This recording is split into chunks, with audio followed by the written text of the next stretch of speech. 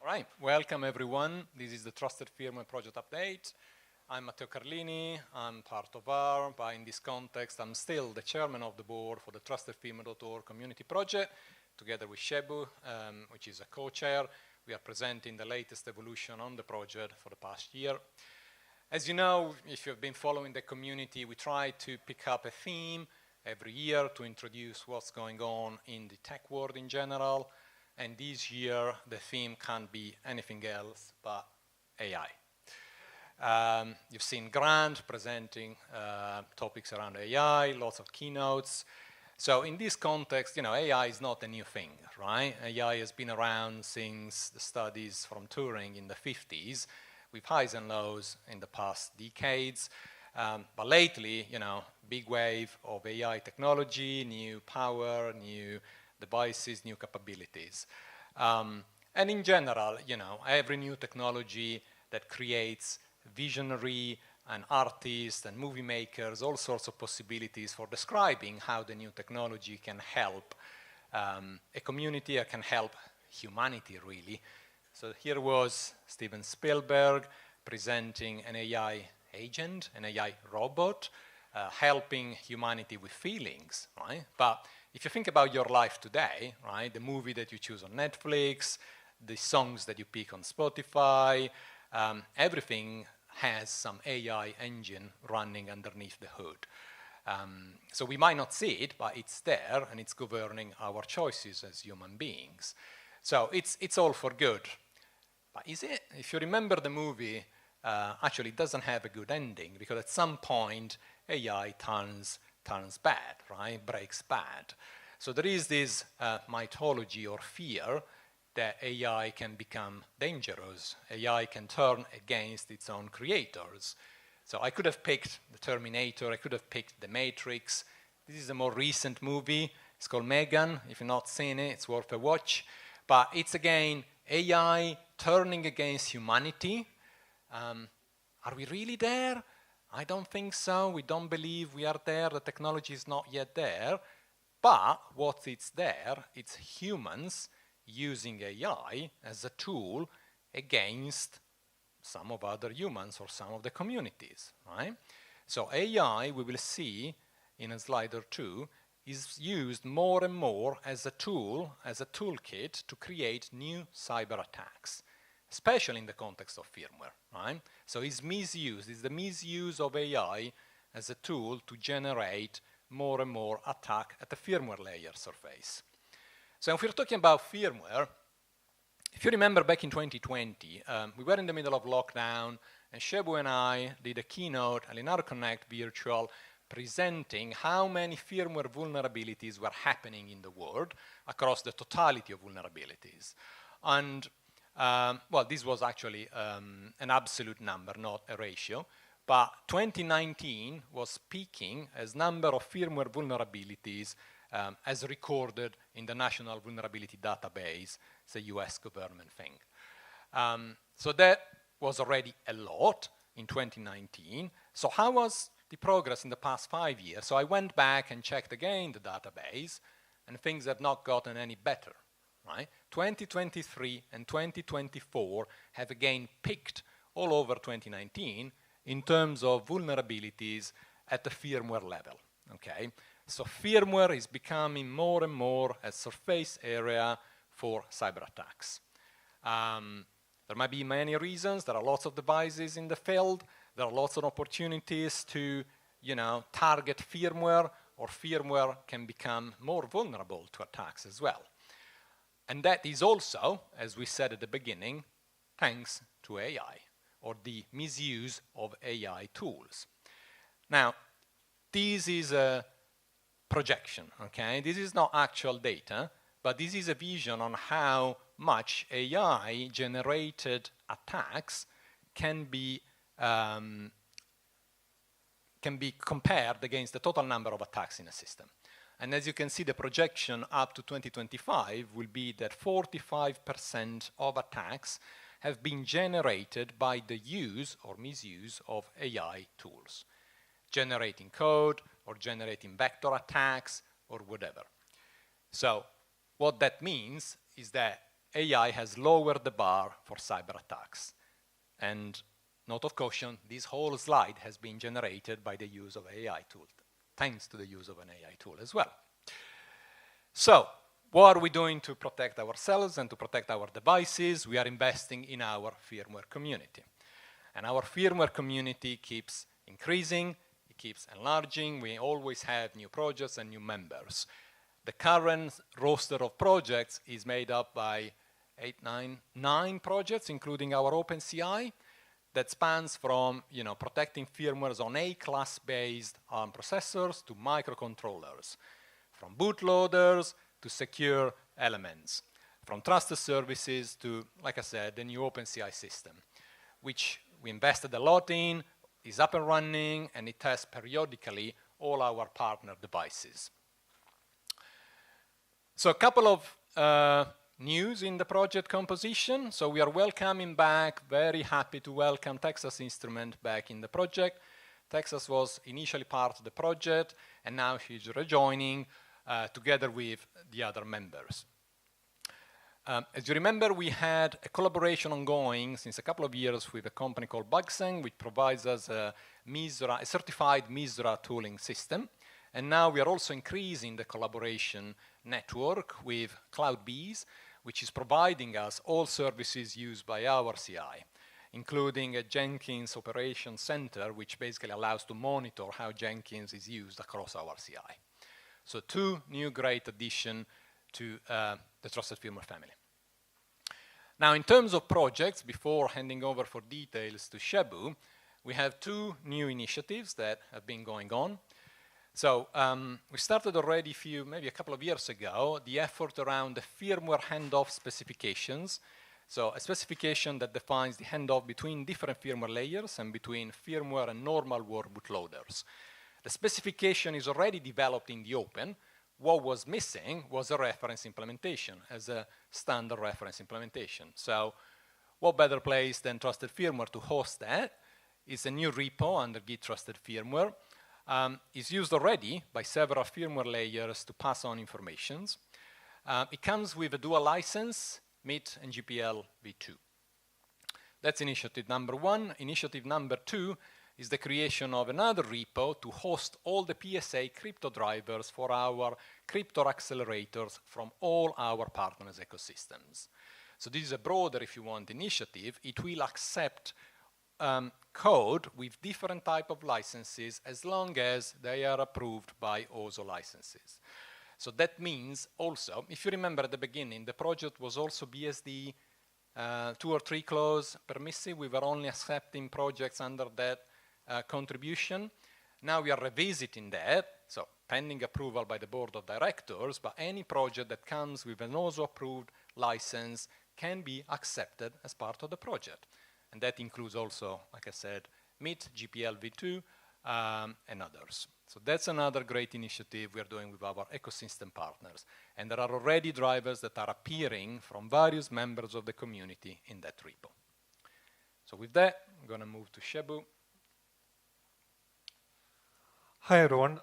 So I'm going to continue giving some updates on some of the activities that has been happening since the last Linaro Connect at Madrid.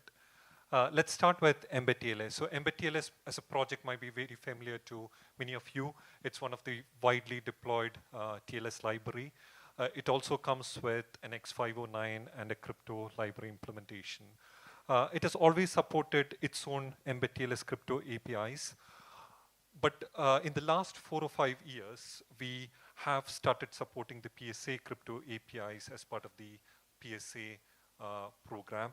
And Mbed TLS has been providing the PSA crypto API reference implementation as well. So over the years, with the 2.x and 3.x releases, we have supported these 2 sets of crypto APIs.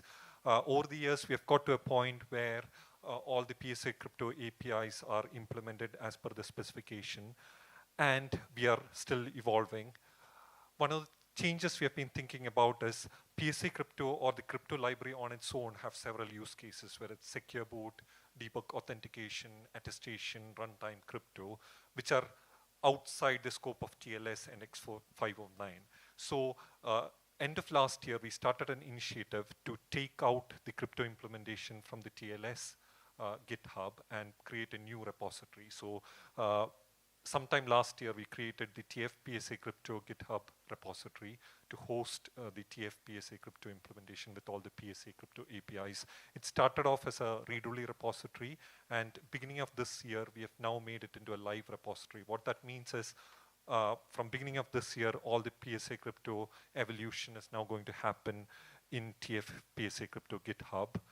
And we are actively working towards a major release of MBTLS and the first release of TFPSA crypto. It's going to be a major change for over time for all PSA crypto and MBTLS users. So what's happening is the legacy MBTLS crypto APIs that has been supported for a long time is being deprecated. PSA crypto APIs are going to be the de facto API for MBTLS. It will be switched on by default. So TLS, X509, all will start using PSA crypto APIs. This will be, as I said, the live repository. And 4.0, we are aiming to release it towards the end of this year. Same with TFPSA crypto. There'll still be the 3.x in LTS that will be maintained for legacy users, but over time we expect everyone to move to this model where MBTLS relies on the PSA crypto repository and PSA crypto is the de facto set of APIs. I thought I would mention this because it's a big change for a very popular project like MBTLS. What else? So one of the other activities that we had kicked off along with Linaro at the last Connect was to provide an ARM reference implementation of firmware TPM. As again, all of you from the security community knows, TPM, Trusted Platform Modules, are a very popular hardware-based security solutions. Firmware TPM, of course, provides a firmware implementation of the same TPM specification. It is quite popular in cost-sensitive segments like IoT. And this is where we thought it's good for Trusted Firmware as a security project initiative to have reference implementations that can run firmware TPM. So as of today, we have got 2 implementations of firmware TPM. All are based on the Microsoft-hosted TPM reference library. So one of the hosting is in Opti as a trusted application. So it follows the global platform interfaces. It's hosted in the Opti repository. The second implementation, which is relatively new, is where the TPM library is in FFA-based container in the Secure Partition Trusted Services project. There are some talks which goes into the details of these 2 implementations, so please do tune in if you're interested in firmware TPMs, and we intend to do more testing and hardening of the implementation as well. OpenCI, I think Matthew touched on it. OpenCI over the years has turned out to be the biggest investment for Trusted Firmware. It is the CI that we run in the open that ensures projects like TFA, TFM, Hafnium, MBTLS, any patch that goes in is getting tested for regressions, static code analysis, MISRA, etc. One of the main attractions for members, of course, is there is a Linaro-hosted board farm where members are allowed to bring in their platforms, get tested with the various TF code bases. More recently, we've been working on some enhancements to the infrastructure. What that means is Gerrit and Jenkins, which is at the heart of OpenCI, is now getting hosted in an ARM-based AWS Kubernetes service. We have introduced CloudBees, as Matthew mentioned, that monitors all the Jenkins jobs. Rancher manages all the Kubernetes operations for all the clusters. It also manages the workloads. As of now, we've got 4 of the Trusted Firmware projects running OpenCI, but the plan is newer projects like TFRMM will also be brought under the OpenCI fold. So those code bases are also tested against new features, new platforms, etc. Again, we continue to invest quite heavily in OpenCI. One of the new things we are introducing quite soon is an OpenCI dashboard. Considering there are multitude of jobs for all these projects, it's sometimes a bit difficult for people to navigate to see what is the latest results for the code base that I care about. So the Trusted Firmware homepage is going to have such a dashboard, which is almost there, where it will show the latest state of the test results on a per patch job, daily, weekly, MISRA test results, etc. So it's easier for developers to see which is the latest build, whether things are failing, etc. So again, this is giving more accessibility to the OpenCI as an infrastructure CI/CD tool. Okay, now I'm going to very quickly go through some of the project highlights that we had for all the TF projects. Again, this is only highlights. So TFM, one of the key microcontroller secure projects we have. We had a new release this year. Now it supports the latest Raspberry Pi platform in the upstream. It's the first M33 Raspberry Pi part. Now we run MISRA tests in TFM, supports the embedded LLVM toolchain. Mbed-TLS we already touched on, having the new PSA Crypto Live repository.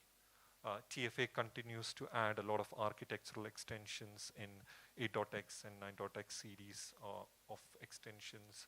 One of the major highlights there is the long-term stable initiative that TFA kicked off a couple of years back. That is moving from 5 years to 7 years. This is with the intention that products using TFA can now have a longer-term support upstream version to rely on. Hafnium continued to evolve as the secure hypervisor, more features around emulation, virtual CPU signaling. TFRMM, which is the reference ARM CCA implementation, a lot of investments happening by multiple companies there. So the latest news is now the project is aligned to the RMM 1.0 specifications. Trusted services, again, firmware TPM has been the main work happening there. Again, there is a talk around that later this week. MC Boot, again, the bootloader of choice for a lot of microcontrollers. They also have a release upcoming, and some of the advanced features like encryption using OTP-based keys are new features that has come in the last few months. Opti, again, a Linaro-led initiative, widely used trusted operating system. They also had releases since the last Connect. There is support with Zen as the hypervisor for FFA, attestation prototypes. And finally, OpenCI. Again, we have transitioned to a new infrastructure, and the OpenCI also supports some user-based licenses. Again, these are just snapshots. We do host all the roadmaps in the website. So if you're interested in the long-term roadmaps, please do look in the Trusted Firmware website. Again, looking forward, we have tried to show some of the upcoming releases as major milestones. So TFA MC Boot coming up to a major release quite soon. Second half of 2025, as I said before, we are working towards a major release of Mbed-TLS 4.0 and PSA Crypto. So if you are using Mbed-TLS or PSA Crypto, please do look out because it's a major change in terms of crypto APIs. Opti having releases. Early next year, TFRMM, as I said, big investment for the project as a whole. There are more things getting hardened as per the ARM confidential compute specification. So things like device assignment, MEC life firmware actuation, all those things will be hardened early next year. And we are planning for 2 LTS releases, one for Mbed-TLS and TFM early next year. And on the OpenCI front, we should have TFRMM also included as one of the projects that is continually tested. Okay, so that was a very quick walkthrough of all the project things that has been happening. I think Matteo reasonably scared all of us in the beginning of the keynote, saying AI is going to take over the world. It's going to be scary. There's no other savior than Trusted Firmware. But of course, Trusted Firmware as a project community is also looking at the positive aspects of AI as well. One obvious area that we've been exploring is AI-assisted code creation. So all these advanced models over time has got to a point where these models are trying to learn to code similar to engineers. And what that means is these models are able to actually create code that is not just replaying training data, but it's actually creating code that is not easily attributed to the training source. You might have noticed that a lot of the popular open source projects and consortiums are now coming up with guidance on AI-assisted code contributions. So trustedfirmware.org is also following that step. So there is a lot of discussions happening in the Trusted Firmware board and TSC as to what is the kind of guidance we want to give to the wider community on AI-assisted contributions. I don't think there is anything magical there. It's mostly about reminding the developer community that you should comply with the open source license, be respectful about third-party IPs, recommending things like using code scanning tools to look for copyright violations, etc. So in the coming months, we should have a published AI-assisted contribution policy as well. Yeah, so we are looking at all the spectrums of AI, whether it's a vulnerability to the extent of leveraging AI as much as we can. Okay, we have some news on some changes to the personnel in the tf.org project as well. I would like to sadly announce our dear friend Matthew has decided to step down as the Trusted Firmware.org co-chair. I think both of us has been in the project right from the start of the community. Has been 7+ years doing this double act. But Matthew, I think, has got fed up with me, so has decided to step down. Of course, we'll have to replace Matthew. It's difficult. I'd like to announce Bharat, who is also part of ARM, is now stepping in as the new co-chair of the Trusted Firmware board. Likewise, Karen, who has been running the Trusted Firmware as a community manager, has also decided to move on. And she's being replaced by Sean, who sat in the front as the community manager. So from next time onwards, you will see them also more actively involved in these talks and other activities as well. So again, would like to thank Matthew from the bottom of my heart and the wider community for all these services and talks that Matthew has done over the years and helped us move the project to greater heights. Matthew, anything that you want to say? Yeah, thanks. Thanks, Shabu. No, I'm not bored of you. I'm not bored of you guys of the community. I'm just taking a different role inside ARM. That means I'll be a bit far away from the firmware land and the firmware ecosystem. So it's just fair to leave, you know, the project in the hands of whoever will be closer to the evolution. So yeah, thanks to the community, thanks to Linaro, thanks to every one of you, especially thanks for all the cakes that we've eaten in these 7 years of a great, great ride in the project. Thank you all.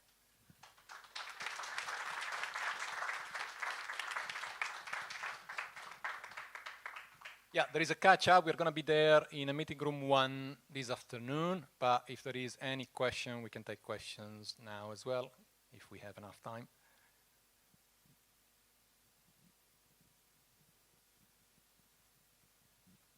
Done. Where are the cakes? I think next Linaro Connect, right? Yeah, we didn't find a reason. Every time we think hard and find a reason, we couldn't find a right anniversary for any of the projects. I think I'm hearing an action for Sean, the new community manager, to organize cakes for next time. Yeah, we'll have to think harder next time. There's a question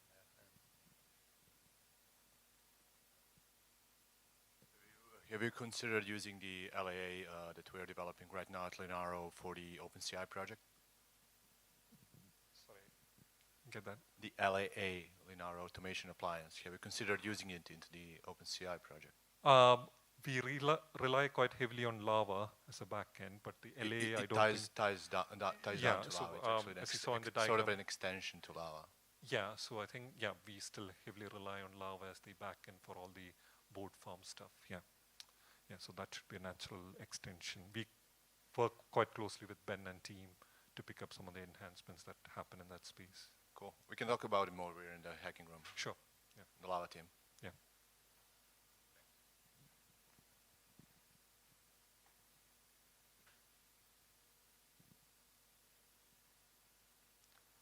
Anything more, or we can meet if anyone have questions. We are available today afternoon. Thanks a lot.